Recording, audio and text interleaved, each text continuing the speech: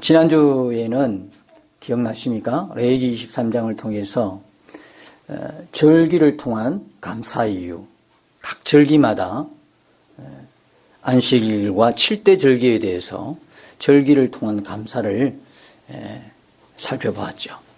오늘은 신명기 16장 본문으로 그 7대 절기 중에서 3대 절기,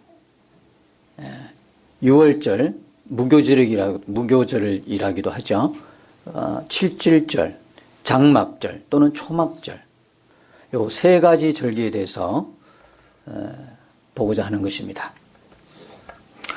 오늘 우선 16절, 17절을 보시면 같이 한번 읽어보겠습니다. 16절, 신명기 16장 16절 17절입니다. 같이 읽겠습니다. 시작. 너희 가운데 모든 남자는 1년에 3번 곧 무교절과 칠칠절과 초막절에 내 하나님 여호와께서 택하신 곳에서 여호와를 배웁되 빈손으로 여호와를 배우지 말고 각 사람이 내 하나님 여호와께서 주신 복을 따라 그 힘대로 드릴지니라. 아멘. 자, 여기 참 중요한 단어가 몇 가지 있습니다.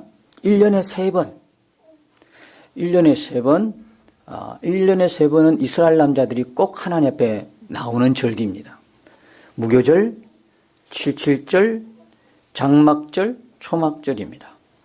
혹시 이제 절기가 잘 이렇게 이해가 좀 어렵긴 하죠, 그죠? 집중적으로 보지 않으면 6월절은 1월 14일 저녁이고 다음 날부터 무교절이 일주일 동안 시작이 돼요. 그래서 6월절이나 무교절이나 같은 로 칩니다. 그 다음에 오순절, 그 다음에 칠칠절, 그죠? 그 다음에 그걸 이렇게 맥추절, 요 세 가지를 동일한 절기로 보고 있습니다. 그 다음에 초막절, 장막절, 수장절, 요 세 개를 같은 절기로 봅니다. 수장절이라는 것은 추수해서 저장했다라는 뜻이죠.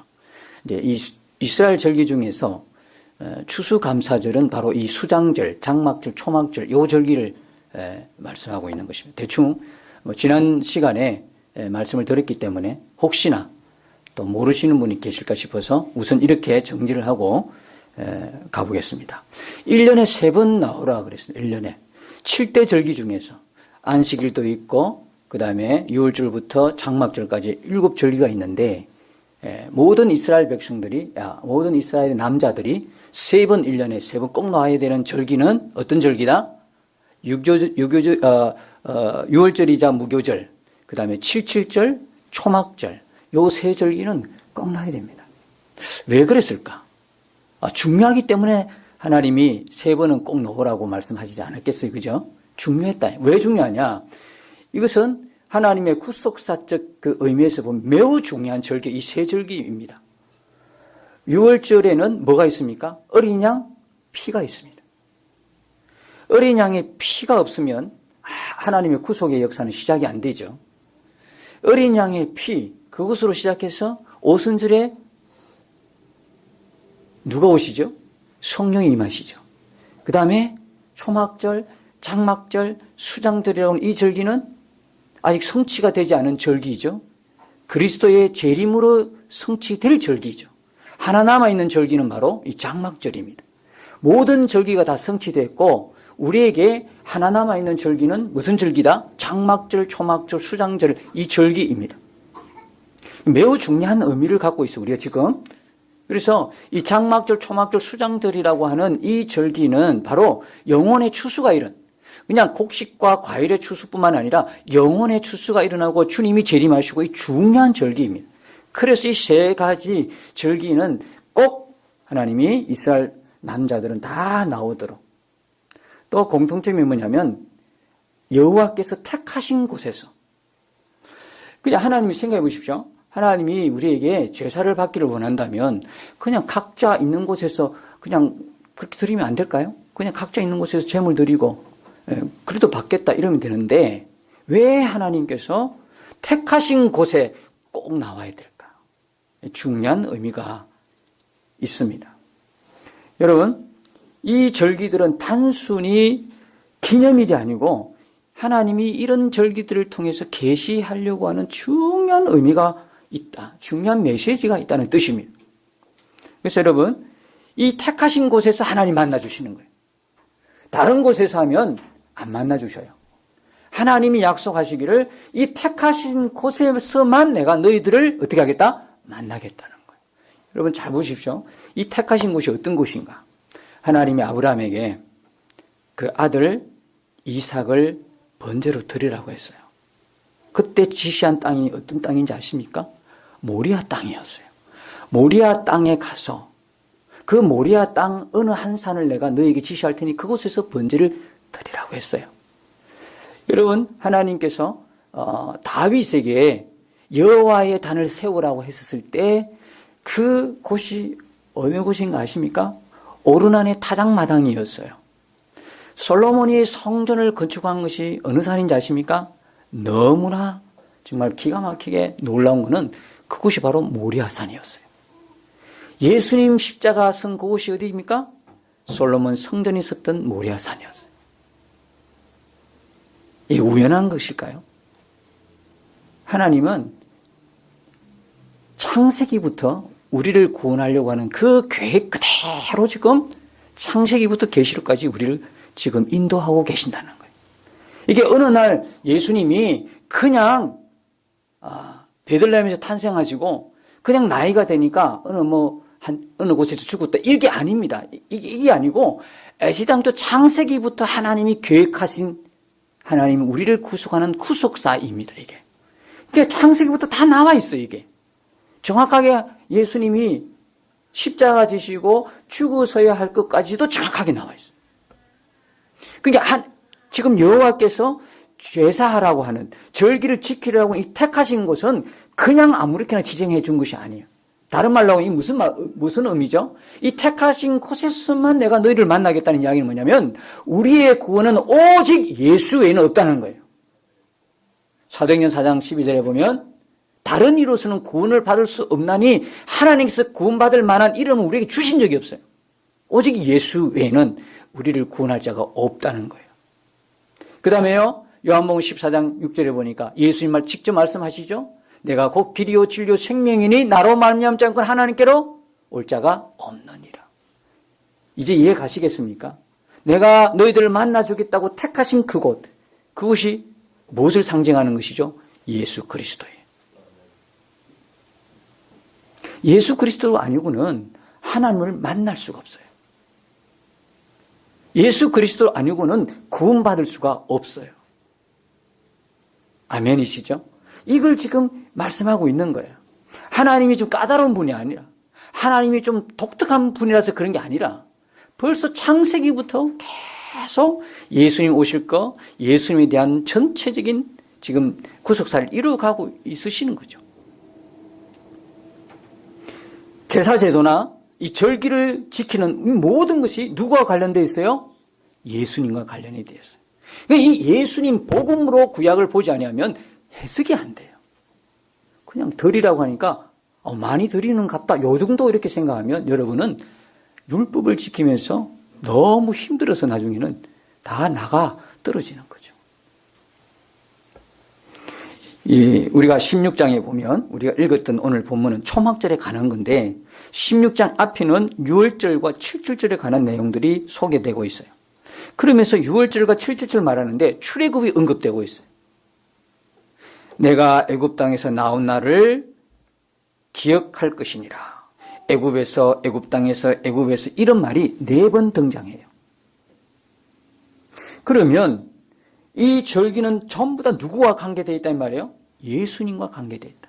그래서 모든 이스라엘 절기의 근간은 뭐냐면 6월절 어린 양의 피에 근간을 두고 있다는 거예요. 이것이 없으면 뭐도 없다? 부활도 없고 성령 강림도 없고 예수님의 재림도 없다는 이야기. 절기를 지키는 목적이 뭡니까? 예수님을 대망하는 거예요. 예수님을 갈망하고 예수님을 바라보며 있어요. 절기를 지키라고 이야기하는 거예요. 구약에서도 제사제도를 지키고 절기를 지키라는 이야기는 하나님께서 구약의 백성들에게 구약의 성도들에게 계속 오실 누구를 바라보라? 예수 그리스도를 바라보라고 하는 구속사의 의미를 갖고 있어요. 구약에서는 오실 예수 그리스도면 신약의 우리는요, 누구를 어떻게 바라봐야 되죠? 재림하실 예수 그리스도. 재림하실 예수 그리스도를 바라보는 거예요. 그러면서 동시에 이미 내 안에 오신 예수님, 그분과 24시간 바라보고 동행하는 것이죠. 어떻게 생각하면 구약의 백성보다 우리는 훨씬 복을 많이 받은 신약의 성도들은 이미 그 실체를 다 보고 있으니까 드디어 복음으로서 성경 정체가 풀어진 거죠. 예수님 오시지 않았다면 도무지 이해할 수 없는 그런 것들이 이제 예수님 오심으로 다 풀려지게 된 거죠.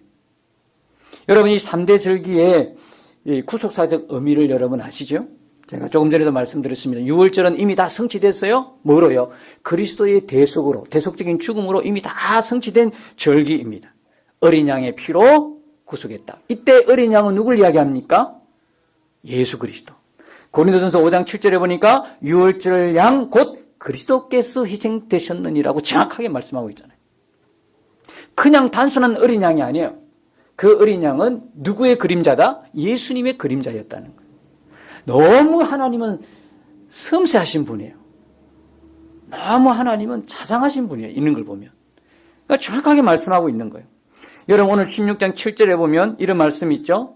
내 하나님 여호와께서 택하신 곳에서 그 고기를, 어린 양의 고기를, 양의 고기를 뭐하고 먹고? 구워 먹으라는 거예요. 뭘 나타내는 말씀이죠? 구워 먹어라. 그리스도의 고난.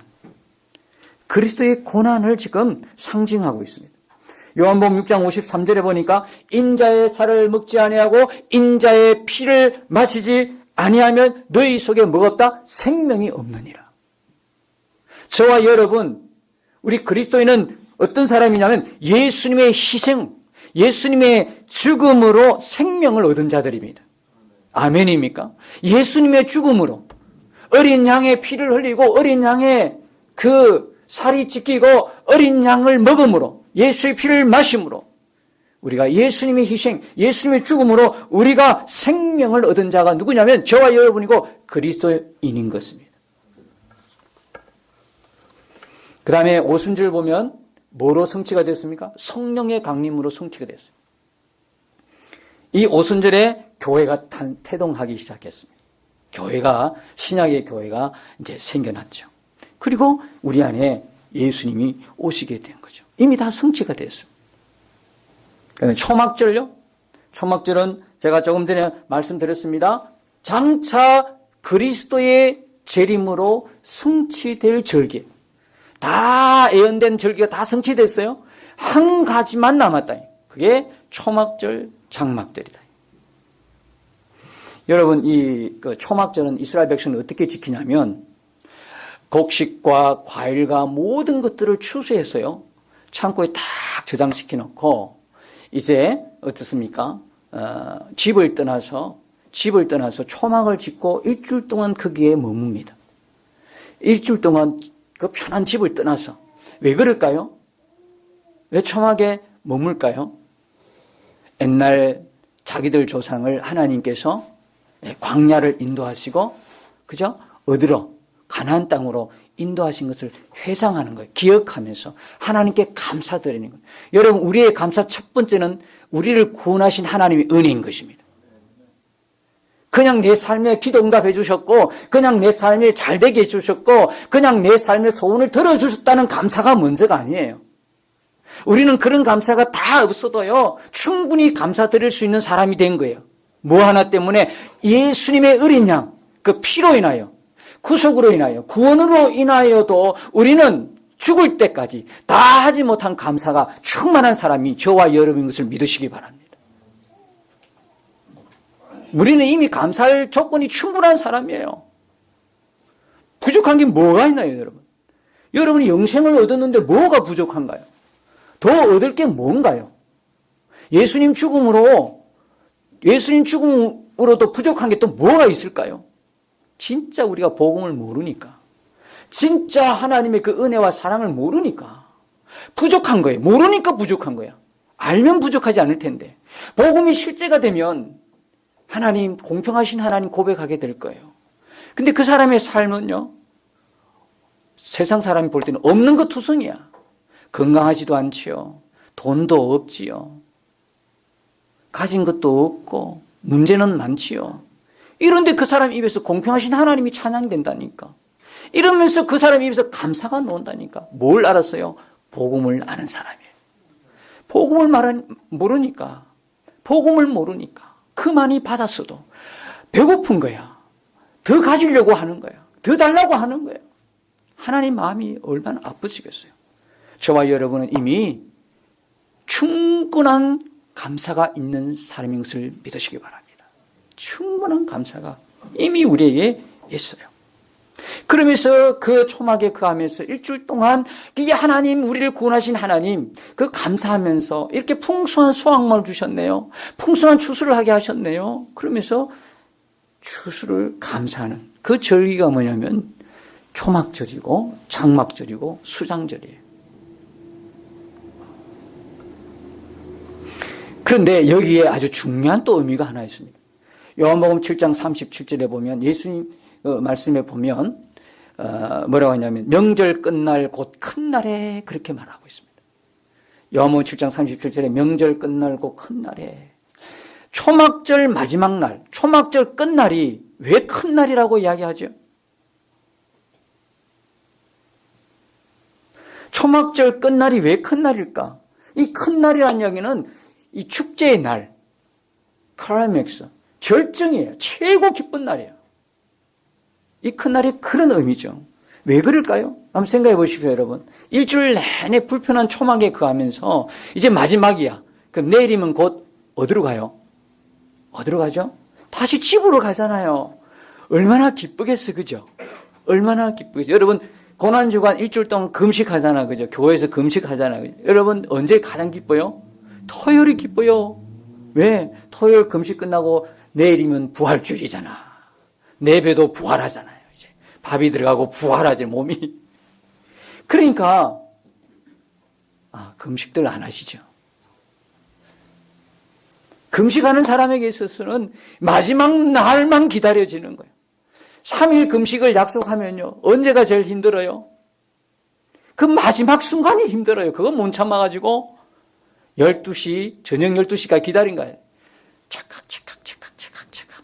11시 59분 59초 땡 하면 바로 먹어버린 거예요. 그 사람에게는 복음이야, 그게.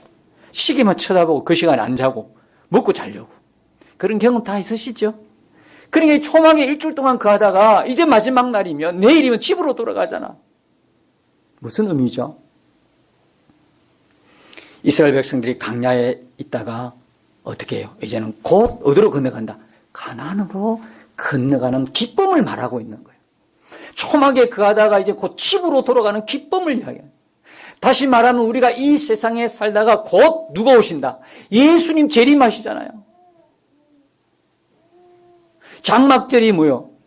추수감사절이잖아, 그죠? 추수, 영혼의 추수가 일어난다. 무슨 의미입니까? 예수님이 뭐한다? 재림하시는 거잖아요. 그러니까 이 날이 큰 날이 되고 이 날이 축제의 날이 되는 거예요. 여러분, 우리 신앙의 절정이 어디입니까? 예수님 재림인 것입니다. 예수님 재림. 그토록 오래 참아 모든 성도들이 지금까지 참았고 참고 인내했어요. 믿음으로 살려고 예를 들고 부단히 예를 썼어요. 예수님 재림만 갈망하면, 예수님 재림만 바라보면서 천국을 소망하게 되죠. 이 기쁨이 크니까 뭐라고 하냐면 초막절 끝날이 큰 날인 거예요. 우리가 지금 어느 절기를 살고 있어요? 이 초막절기를, 장막절기를 살아가고 있어요. 그러면서 어떻게 해요? 주님의 다시 오시는 그 재림을 대망하며 바라보면서 우리가 이 광야 같은 이 세상을 초막절 정신으로 살아가는 거예요. 초막절 정신은 뭡니까? 이곳이 내 집이 아니야. 이곳이 진짜 내 고향이 아니야. 내가 가야 할 본집은 어디 있어요? 예수님 재림으로 인하여 가야 할 그 하나님 나라가 있잖아요. 그 여기는 나그네로 사는 거야. 텐트 치고 사는 거야. 여러분, 텐트 안에 여러분 갖출 거 다 갖추고 사는 사람 어디 있어요? 텐트는 대충 기본적인 의식주만 해결되면 끝나는 거잖아요. 그게 무슨 가전제품이 필요해요. 그냥 대충 사는 거예요. 기본적인 것만 해결되면. 그게 텐트예요. 근데 우리는 텐트를 마치 뭐예요? 맨션처럼 하고 살잖아요. 초막절 정신으로 사는 거예요. 나그네로 사는 거예요. 행인처럼 사는 거예요. 곧떠날 준비하고 사는 거예요. 진짜 그날이 옵니다. 진짜 그날이 와요. 이제는 진짜 여러분 이 말씀을 그냥 설마라고 듣지 마세요. 진짜 그날이 와요. 그것도 우리가 어쩌면 살아있는 동안에 그날을 볼 수도 있어요.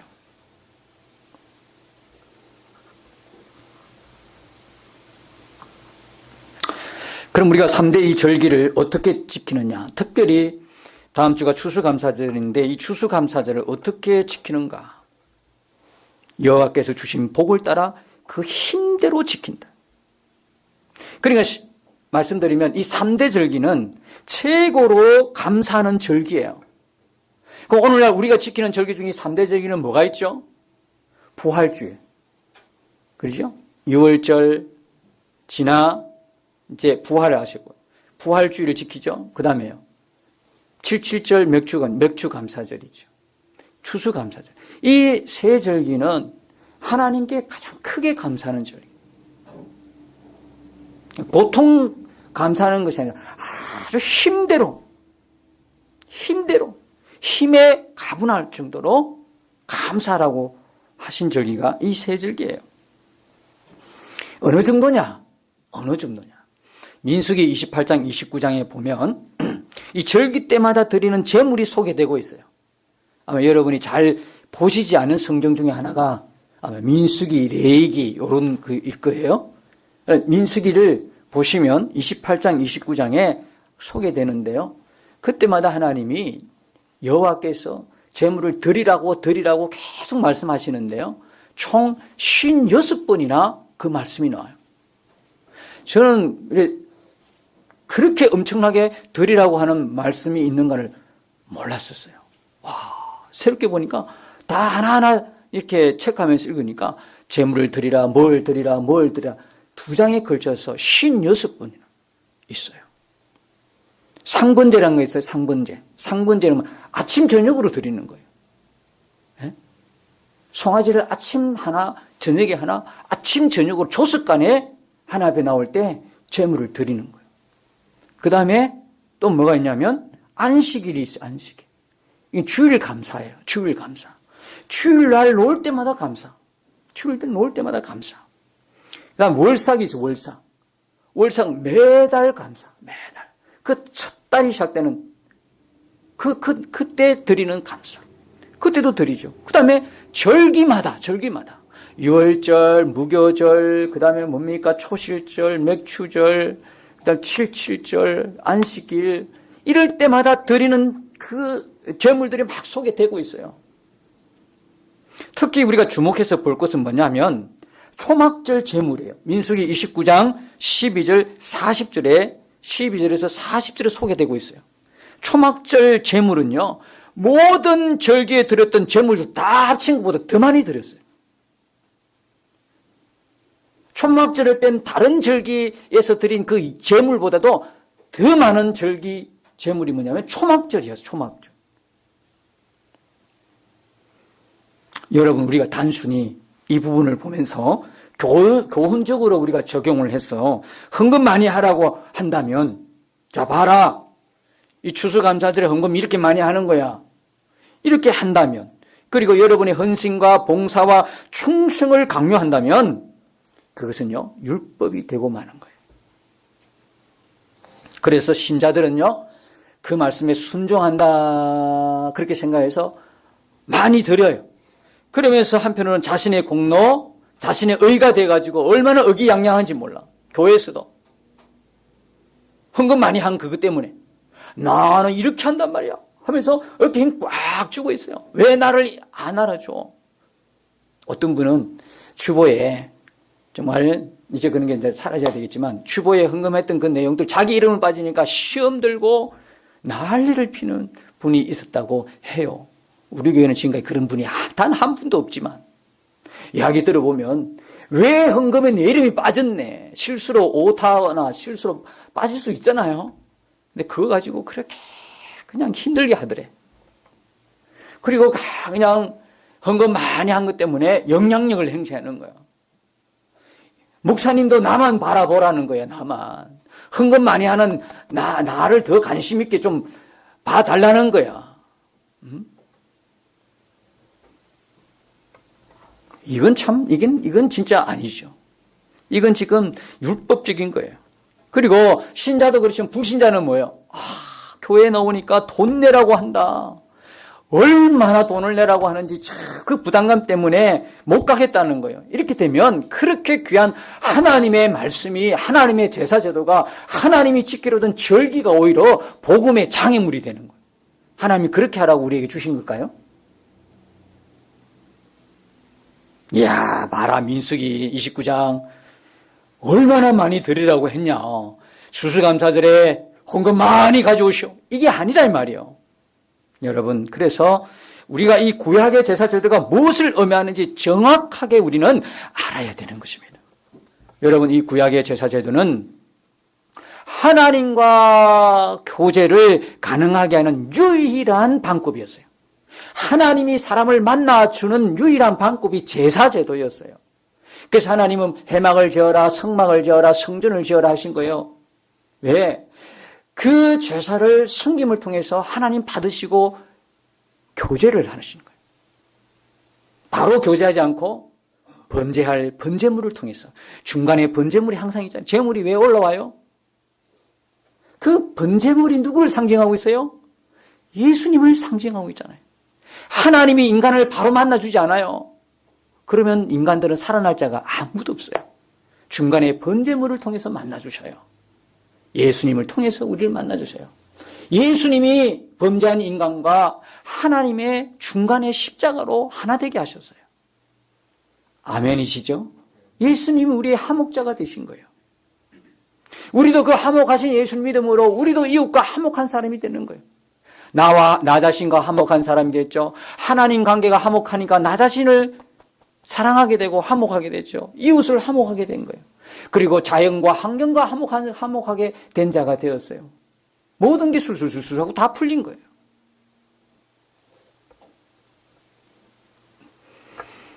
여러분, 이 제사제도를 지금 말씀하고 있는 하나님이 이스라엘 백성들에게 말씀하고 있는 시점이 어느 시점인가 아십니까?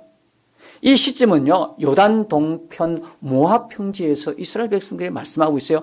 그 모압 평지에 왜 있었어요? 곧 어디를 건너가야 돼요? 곧 가나안 땅을 건너가기 전에 하나님께서 이스라엘 백성들에게 제사제도와 절기를 말씀하고 있는. 다시 말씀드리면 하나님이 중요하게 보시는 건 뭐냐면 가나안 땅이 아니었어요. 하나님은요, 온 우주를 다 주실 수 있는 분이에요. 하나님은 이 땅의 모든 걸 이스라엘 백성에게 주실 수 있는 분이 가나안 땅만이 아니라 하나님의 관심이, 하나님이 중요하게 보는 건 가나안 땅이 아니라 뭐였어요? 하나님과의 관계였어요. 하나님 관계였다고요. 여러분, 하나님 주신 어떤 것이 아니라 하나님이 우리에게 소원을 풀어주시는 우리가 축복받는 그 어떤 것이 아니라 바로 하나님이 중요한 겁니다.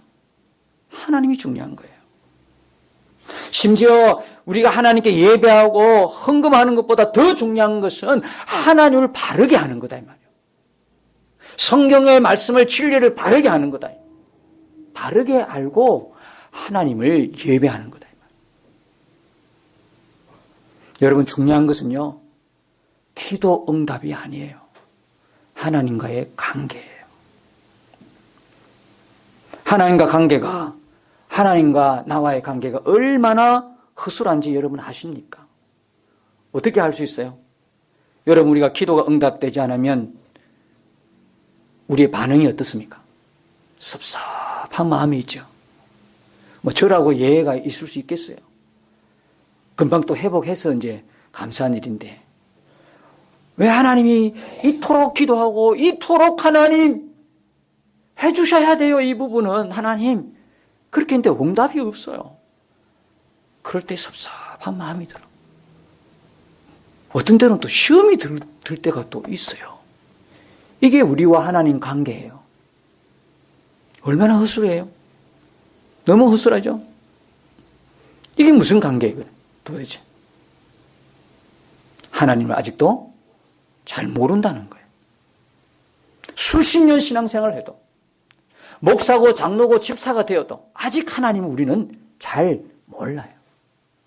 제가 지난 시간에 말씀드렸죠.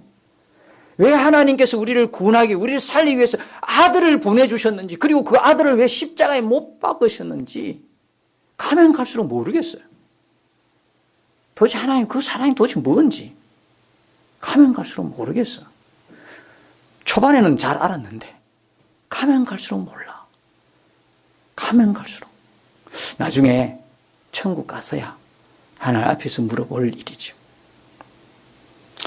여러분, 기도 응답이 안 될 때, 그래도 믿음에는 이상이 없어야 정상입니다. 기도 응답이 없어도 주님과의 친밀함에 변함이 없어야 정상입니다.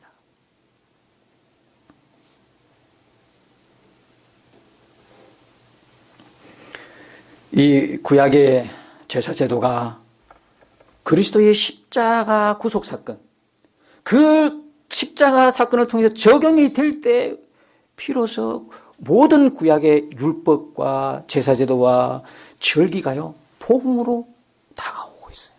은혜로 다가오고 있어요. 우리 보고 내라고 하는 것이 아니라 그 진짜 하나님의 마음이 뭔가가 느껴지는 거예요. 그게 복음으로, 은혜로 모든 게 다가와. 그러니까 옛날에는 무거운 짐이었는데 이제는 정말 복음을 하고 나니까 그 하나님의 사랑과 은혜가 제사제도에 있고 예배, 예물에 있고 그 모든 절기 속에 있으니까 어떤 마음이 생겨요? 옛날에는 율법을 지키려고 했을 때 너무나 무거운데 이제는요, 율법이 서럽고 어려운 거야. 제발 그 말씀대로 한번 살고 싶은 마음이 막 생기는 거예요. 누가 그렇게 하라고 하지도 않았는데. 상근제를 드리는, 매일 감사를 드리는 거예요. 예? 주일 감사를 매일 드리는 거예요, 이제. 이게 뭐 드려서 복을 받겠다는 의미가 아니고 그 은혜와 사랑이, 복음이 이제 제대로 알아지니까 그 율법을 지켜지는 거예요, 이제는. 율법이 지켜지는 거야. 복음을 모를 때 율법을 지키는 거는 큰일 날 일이지만 복음을 알고부터, 정말 복음이 뭔 걸 알고 난 이후부터 율법을 지키는 거는 말씀에 순종하는 거거든. 하나님이 내게 복을 주시지 않아도 말씀 앞에 순종하게 되는 거거든. 그 사람에게는 당연히 하나님 말씀의 능력과 하나님의 말씀의 축복이 그에게 따라오게 돼 있죠. 그런 마음으로 지키는데, 내 이것 주면 기브 앤 테이크, 하나님 요거 주세요, 이런 마음이면 곤란하지만 정말 복음을 알고부터 그분의 사랑과 은혜를 알고 나니까 율법을 지키고 싶은 마음이 생기는 거예요. 하나님이 내게 아무런 액션을 취해주지도 안 해도 돼. 기도 응답을 안 해줘도 돼. 하나님으로부터 받은 은혜가 너무 크니까, 사랑이 너무 크니까 그 율법을, 제사제도를 지키는 거야. 어찌 그 사람이 복을 안 받겠습니까? 생각을 해보십시오. 여러분, 우리 민수기 28장, 29장에서 총 56번이나 드리라고 하신 그 하나님이 어떤 분인가 아세요? 말씀을 한번 찾아볼까요? 시편 50편.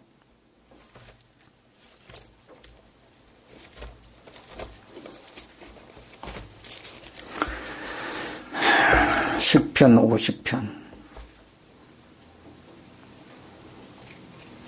8절부터 보십시다. 8절에서 13절까지. 시편 50편 8절에서 13절 시작. 나는 내 재물 때문에 너를 책망하지는 아니하리니 내 번제가 항상 내 앞에 있음이로다. 내가 내 집에서 수소나 내 우리에서 염소를 가져가지 아니하리니 이는 산림의 짐승들과 뭇산의 가축이 다 내 것이며 산의 모든 새들도 내가 아는 것이며 들의 짐승도 내 것이미로다. 내가 가령 주려도 내게 이르지 아니할 것은 세계와 거기에 충만한 것이 내 것이미로다. 내가 수소의 고기를 먹으며 염소의 피를 마시겠느냐? 이분이 우리가 드리는 그 재물을 진짜 받기를 원하시는 분인 거예요? 이렇게 말씀하시는데, 내가 수소의 고기를 먹으면 염소의 피를 마시겠느냐? 이분 누구예요? 짐승을, 가축을, 세상의 모든 것을 그 종류대로 만드신 창조주 하나님 아니십니까? 당신께서 다 만들었는데 그걸 우리한테 받기를 원하셔요? 그분이 없어서? 우리 손에 양 한 마리 그 받기를 원하시냐고? 우리가 드리는 그 예물을 받기를 원하시냐고? 여러분 한번 생각해 보세요. 육신의 부모라도요, 자식들에게 조석으로 아침 저녁으로 가져오라고. 주일마다 가져오고, 매월 초하루에 가져오고, 1년에 3번 더 크게 가져오라고 할 부모가 어디 있습니까?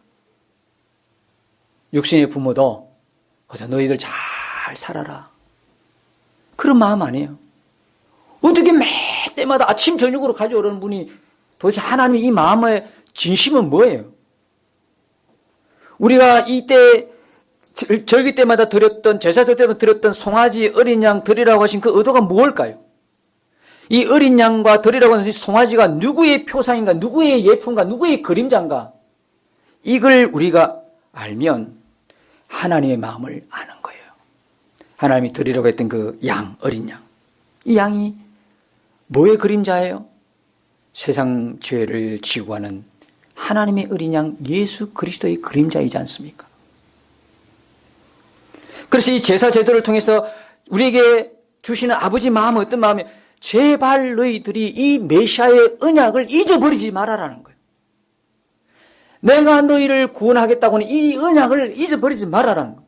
하나님이 뭔가 부족해서 사람들을 보고 재물을 드리라고 하는 것이 아니라, 제사제도 재물이 곧 궁극적으로 보면 자기 아들을 대속 제물로 주시려고 하는 이 만극하신 은혜를 잊어버리지 말라는 거예요. 여러분 오늘 설교 들으면서 야, 이거 부담스럽네 라고 느끼신 분 솔직히 있으시죠? 추수감사절이니까 목사님이 이 본문을 택해가지고 다음 주에 막 엄청 헌금을 거두실 생각이다라고 혹시 그런 마음을 품은 분 아무도 안 계신 것 같아요. 얼굴 보니까. 그 뜻이 아니라는 걸 여러분 이제 아시겠죠? 여러분 예수 믿고 전도할 때 예수 믿고 천국 가세요 하면 그래요, 나 좀 교회 데리고 가세요, 이런 분 봤습니까? 이런 분 보셨어요? 보기 참 드물죠?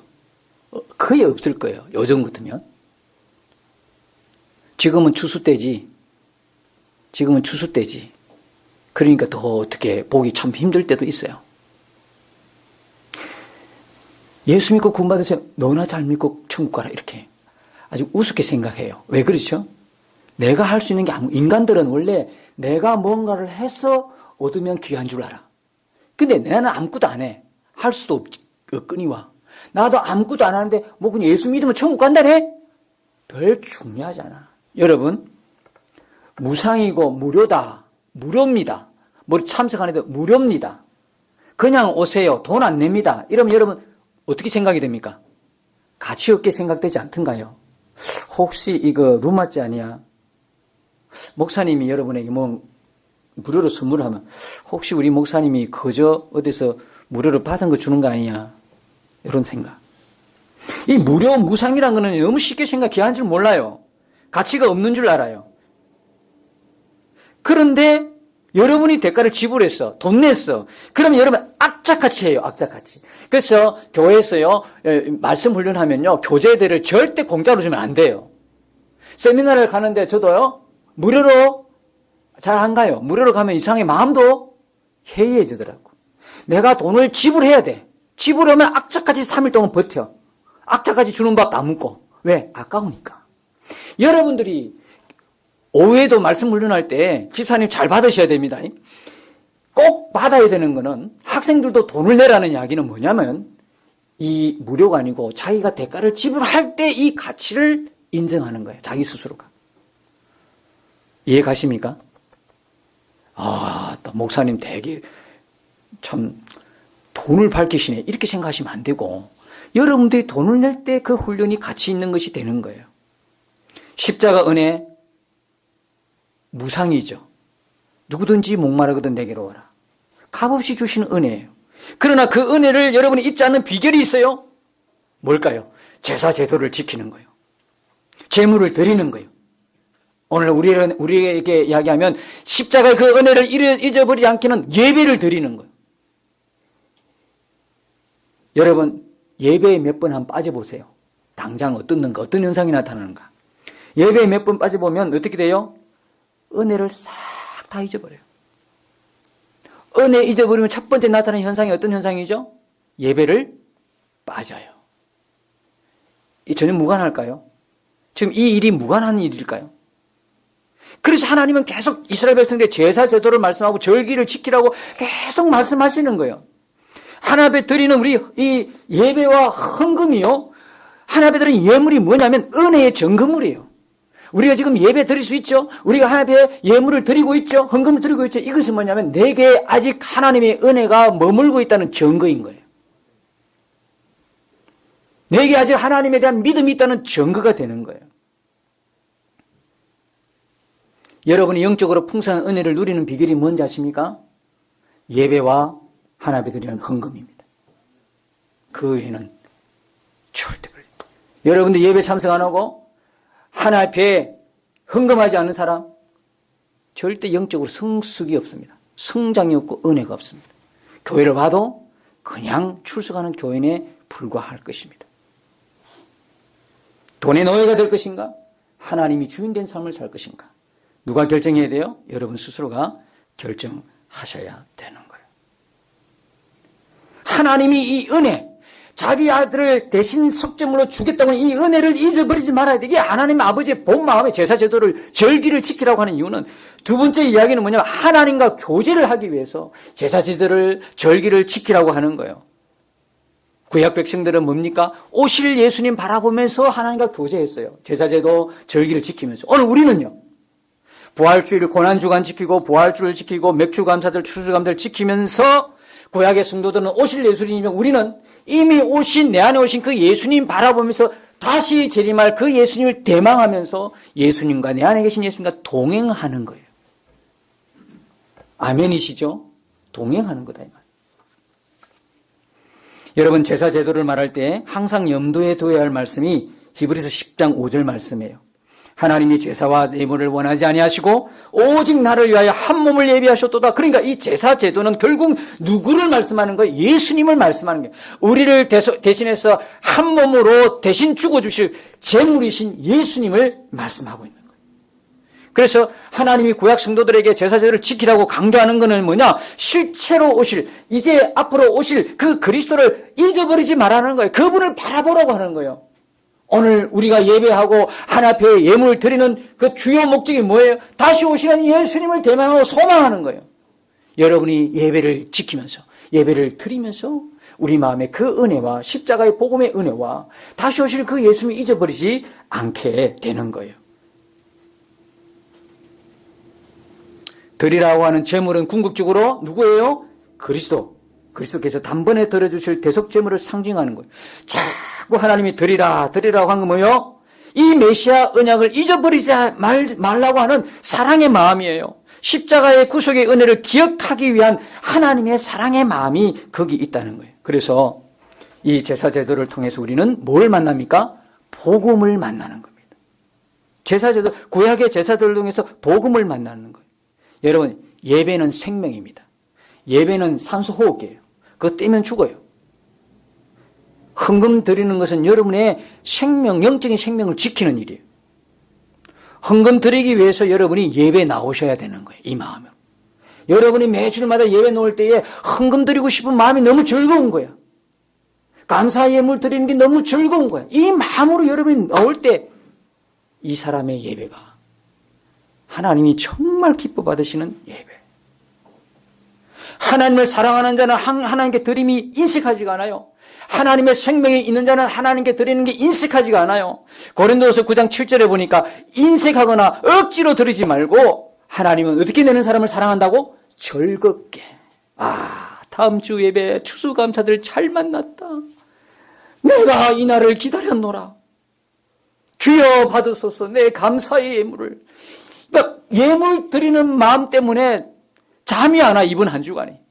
이렇게 예물을 드려보셔요. 하나님이 얼마나 그걸 기뻐하신다고 그래요. 얼마나 즐겁게 내는 자를 사랑한다는 거예요. 헌금 시간이 너무너무 즐거워. 그 인생 자체가 이미 어마어마한 복을 받고 있다는 증거인 것입니다. 너희 보물을 하늘에 쌓아두라. 보물이 있는 곳에 내 마음이 있도다. 하나님께 드림이 없으면 그는 세상 사람이요. 세상을 정복했다는 이야기는 하나님께 아낌없이 드리는 그거로 나타나는 거예요. 진짜 여러분이 하나님의 구속의 은혜를 아는 성도라면 여러분의 소유를 내 것이라고 할 수 있을까? 나의 모든 것을 드려도 부족한 거예요. 그러니까 하나님께 감사가 없는 사람, 하나님의 것을 드리지 못하는 사람은 근본적으로 하나님의 구속의 은혜를 믿지 않는 사람이에요. 믿는 것처럼 앉아있을 수는 있으나 실제로는 안 믿는 사람이죠. 메시아 언약, 하나님의 그 은혜로 구원받는 것을 잊어버린 인간은 어떻게 보답했냐면 말라기 1장 8절에 보니까 만군의 여호와가 이르노라 너희가 눈먼 희생 제물을 바치는 것이 어찌 악하지 아니하며 저는 것 병든 것을 드리는 것이 어찌 악하지 아니하냐. 이제 그것을 너희 총독에게 드려보라. 그가 너를 기뻐하게 했으면 너를 받아주겠느냐. 하나님에 놓을 때 눈먼 것, 저는 것, 병든 것, 온전하지 못한 걸 하나님께 드리는데 하나님 뭐라고 해요? 너희 사람에게 총독에게 그걸 드려봐라. 그걸 기뻐하겠다. 사람도 그걸 기뻐해서 안 받을 건데 그걸 하나님께 가져와? 이러냐. 하나님 앞에 예물 드리면서 아무 생각 없이 드리는 거예요. 그냥 아까워서 그냥 이따가 손을 넣었는데 씹은 배추가 나오면 다시 집어넣고 이쪽에 내어보니까 1,000원짜리 이게 저는 것이고 눈먼 것이고 이미 그 마음은 아니에요. 그리고 차라리 그럴 것 같으면 하나님 앞에 기도하세요. 안 해도 좋으니까. 하나님 믿음을 달라고. 여러분 제사를 드릴 때 있어서 결정적인 중요한 요소는 감사입니다. 시편 50편 23절에 감사로 제사를 드리는 자가 나를 영화롭게 하나니 그의 행위를 옳게 하는 자에게 내가 하나님의 구원을 보이리라. 언약을 세워주신 것 감사. 언약을 이루어주신 것 감사. 메시아를 소망하게 하신 것 감사. 여러분 감사가 없는 예배는 우상 숭배와 같습니다. 매주 하나님 앞에 나올 때 감사. 감사는 풍성한 하나님과의 관계, 풍성한 은혜, 풍성한 축복의 청량 도구인 것을 믿으시기 바랍니다. 오늘 이 말씀을 여러분이 다 들으면서 혹시 짜증이 나신 분 있습니까? 기쁨이 되지 못하고 시험이 된다. 아니면 맞구나. 기쁨이 되고 기대가 되고 이제 제대로 하나님 앞에 한번 살아보자. 말씀이 그런 뜻이었네. 복음으로 율법이 재해석되니까 지키고 살고 싶다. 이런 마음이 되십니까? 이 두 인생은요. 결론이 너무나 다릅니다. 이 세상을 살아가는 모습도 다르지만 하나님으로부터 받는 복과 은혜도 달라요. 이제 오늘 말씀의 결론입니다. 하나님이 요구하시는 것은 의식이 아니라 마음입니다. 하나님 우리에게 마음을 원하세요. 이사야 1장 13절에 보니까 헛된 재물을 다시 가져오지 말라. 분향은 내가 가정히 여기는 바요. 월삭과 안식일과 대회로 모이는 것도 그러하니 승회와 아울러 악을 행하는 것을 내가 견디지 못하겠노라. 예배하지 말라는 거예요. 나오지 말라는 거예요. 힘들다는 거예요, 하나님. 그러면 감사를 어떻게 할까? 레위기 22장 29절에 너희가 여호와께 감사 제물을 드리려거든 너희가 기쁘게 받으심이 되도록 드릴지며. 그러니까 여러분 초막절의 추수감사 제물이 모든 절기의 제물보다 많을 수밖에 없죠. 기쁘게 드리려고 하니까 내 생애 최고의 기쁨으로 드리려고 하니까 감사로 드리려고 하니까 이 초막절의 추수감사절 예물이 많을 수밖에 없죠. 그래서 추수감사는 어떻게 드리나? 나의 최고로 드리고 나의 최선을 다해서 마음을 다해서 드리는 감사가 추수감사드리는 거예요. 잠언 3장 9절과 10절 내 재물과 내 소산물의 처음 익은 열매로 여호와를 공경하라. 그리하면 내 창고가 가득히 차고 내 포도주 틀에 새 포도즙이 넘치리라. 여러분 오늘의 설교를 오해하지 마시기 바랍니다. 단순히 추수감사절에 헌금 많이 하라고 하는 설교가 아닙니다. 생명까지도 아끼지 않으시고 주신 그분께 나는 어떤 감사를 반응할 것인가. 감사는 나와 하나님 관계, 하나님과의 교제를 증명하는 것이고 나의 구원에 대한 믿음과 기쁨의 척도라면 여러분 이번 추수감사절을 어떻게 감사할까요? 정말 최선을 다해서 최고의 감사로 드리는 여러분의 믿음의 절기가 되기를 축복합니다.